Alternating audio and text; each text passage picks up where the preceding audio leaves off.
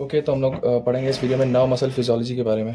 ठीक, लेकिन nerve muscle physiology के जो बेसिक्स हैं वो मैं नहीं पढ़ा रहा हूँ। जैसे कि एक्शन पोटेंशियल कैसे जनरेट होता है, वो कैसे एक्सॉन में ट्रैवल करता है, फिर कैसे टिलोइड इंडिया तक जाता है, फिर वहाँ पे साइनैप्स के बारे में, और फिर कैसे नेक्स्ट जो नर्व है वो कैसे एक्साइट होती है, नेक्स्ट न्यूरॉन। ठीक, वो बेसिक्स के बारे में बाद में पढ़ेंगे। सबसे पहले इंपॉर्टेंट टॉपिक पढ़ते हैं, क्योंकि टाइम नहीं है ज़्यादा, एग्जाम्स हैं।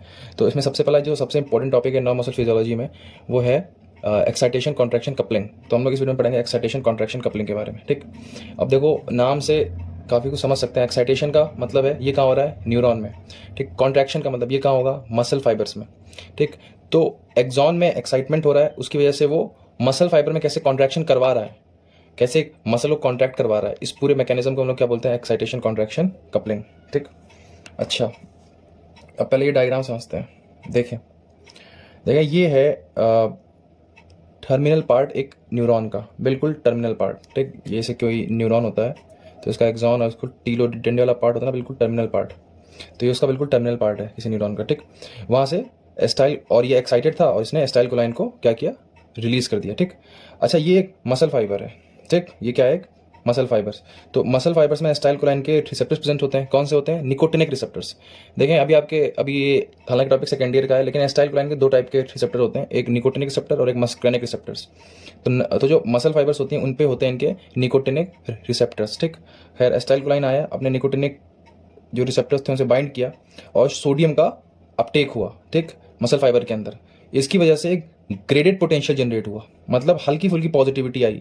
ग्रेडेड पोटेंशियल और एक्शन पोटेंशियल में आप इसको ऐसे समझ लें, ग्रेडेड पोटेंशियल का मतलब हल्की फुल्की पॉजिटिविटी, और वो हल्की फुल्की पॉजिटिविटी स्प्रेड करके बहुत भारी पॉजिटिविटी मतलब एक्शन पोटेंशियल को जनरेट करती है। ठीक, ऐसे समझ लें। फिलहाल हल्का फुल्का बाद में पढ़ा देंगे, टाइम मिलेगा तो ये जो सोडियम चैनल थे ये खुले और हल्की फुल्की पॉजिटिविटी आई, मतलब ग्रेडेड पोटेंशियल। और उस पोटेंशियल ने क्या किया, सोडियम वोल्टेज गेटेड चैनल्स को खोल दिया, उसके से क्या हुआ, हैवी एक्शन पोटेंशियल क्या हुआ, जनरेट। ठीक, अच्छा अब देखें ये जो ये होती है ना मसल फाइबर्स, इनमें खास बात होती है, इनमें जो इनकी सार्कोलेमा होती है। सार्कोलेमा का मतलब क्या होता है, इनकी प्लाज्मा मेम्ब्रेन, ये जो है ना प्लाज्मा मेम्ब्रेन, तो ये कई जगह पे इन्वेजिनेट कर जाती है। ये देखिए इन्वेजिनेट कर गई।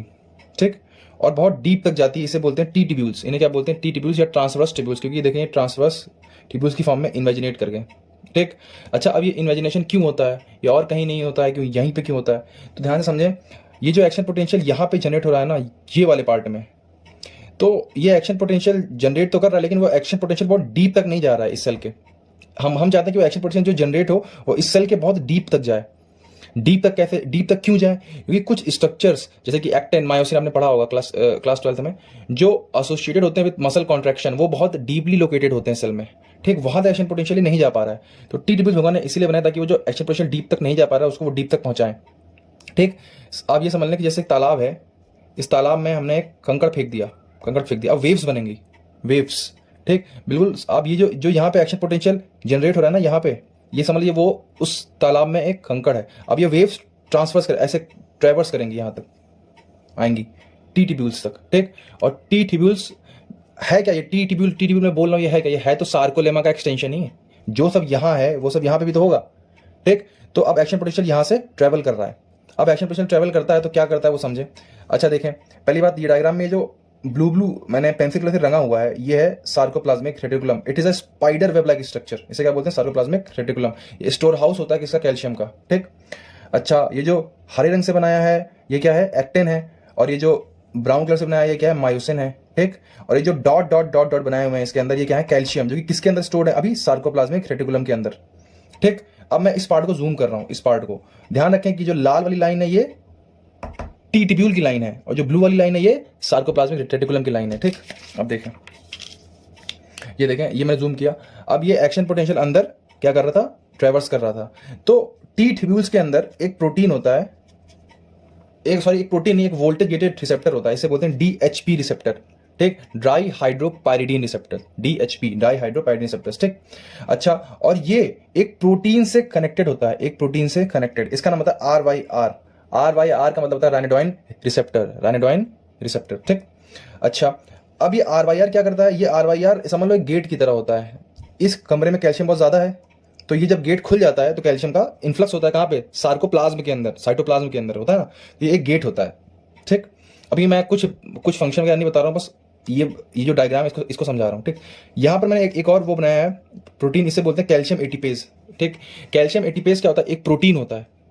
ये क्या करता है, देखो एटीपेज का मतलब कि एक्टिव प्रोटीन होता है, मतलब एटीपी लेके काम करता है, ठीक। इसका काम क्या होता है, pump calcium ion from low concentration to high concentration. जो लो कंसंट्रेशन से हाई कंसंट्रेशन ला रहा है तभी तो एटीपी का यूज कर रहा है, तभी तो एक पंप है ये, ठीक, यूजिंग एटीपी, ठीक। और इसका काम क्या होता है, इंक्रीज कैल्शियम इन सार्कोप्लाज्मिक रेटिकुलम। जो सार्कोप्लाज्मिक रेटिकुलम के अंदर कैल्शियम भरा पड़ा था, वो कैल्शियम भरता कौन है, वो भरता यही है कैल्शियम एटीपेज। कैसे, कैल्शियम को लो कंसंट्रेशन से हाई कंसंट्रेशन ट्रांसफर करता है कहाँ पे, सार्कोप्लाज्मिक रेटिकुलम के अंदर, ठीक।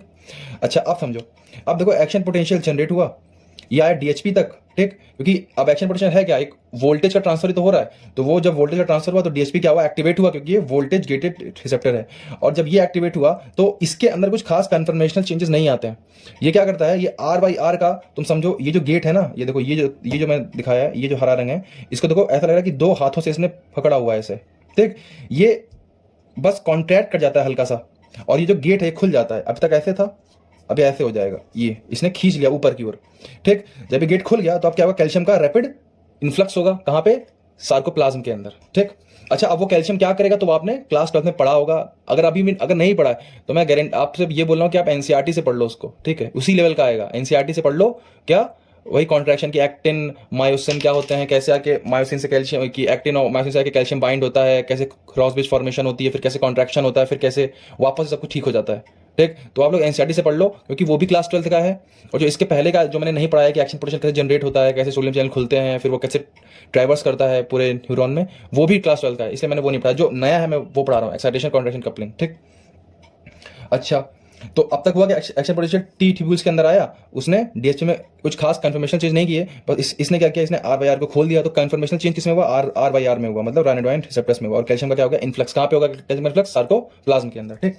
अब तक पूरी कहानी पढ़े तो क्या क्या हुआ, एस्टाइल कोलाइन पहले हुआ रिलीज, उसके निकोटिनिक रिसेप्टर्स एक्टिवेट हुए, ठीक। उसकी वजह से सोडियम का इन्फ्लक्स हुआ, ठीक। उसकी वजह से जनरेट हुआ ग्रेडेड पोटेंशियल, फिर उसने एक्टिवेट किया सोडियम वोल्टेज हीटर चैनल को, उसकी वजह से क्या आया, उसके से और सोडियम एंटर हुआ और एक्शन पोटेंशियल जनरेट हुआ, और वो action potential travel through T tubule, ठीक। Change DHP shape, R Y R की ओपनिंग हो गई, कैल्शियम इन्फ्लक्स हो गया कहाँ पे, सार्कोप्लाज्म में, ठीक। इतना हम लोगों ने पढ़ा। अब देखो, अब एक दो चीजें हल्की फुल्की और पढ़ लेते हैं। देखो जो सार्कोप्लाज्मिक रेटिकुलम होता है ना, उसके दो पार्ट होते हैं, एक होता है टर्मिनल सिस्टर्नी और एक होता है एल्टिब्यूल। तो ये जो गोला बनाया है लास्ट वाला, ये वाला पार्ट, ये गोला, ये है टर्मिनल सिस्टर्नी, और ये जो ऐसे बनाया है ये एल्टिब्यूल, ठीक। अब देखो ये वो डायग्राम है जो बुक से बना हुआ है, ठीक। देखो ये है, ये जो अंदर इमेजिनेशन हो रहा है, ये क्या है, ये है टी ट्यूब्यूल, ठीक। तो यहाँ पे डीएचपी रिसेप्टर देखो इस पे, और ये जो आर वाई आर होते हैं रिसेप्टर, ये कहाँ पे होते हैं, टर्मिनल सिस्टर्नी पे होते हैं, ठीक।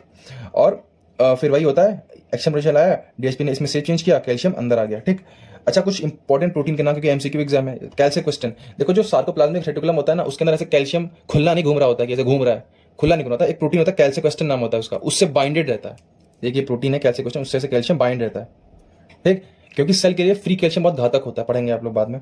अच्छा ठीक, अब देखो यहां से कैल्शियम हुआ रिलीज, यहाँ पे है मायोफाइब्रिल्स। मायोफाइब्रिल्स में वो क्या करता है, तो वो आप लोग को क्लास 12 में आप लोग पढ़ के आए होंगे कि भाई आएगा, बाइंड करेगा अपनी बाइंडिंग साइट से, फिर एक्टिन अनमास्क हो जाए, फिर वो अनमास्किंग हो जाएगी मायोसिन की, और फिर क्रॉस ब्रिज फॉर्मेशन होगा, जो भी होगा वो आप लोग वहां पढ़ चुके हैं।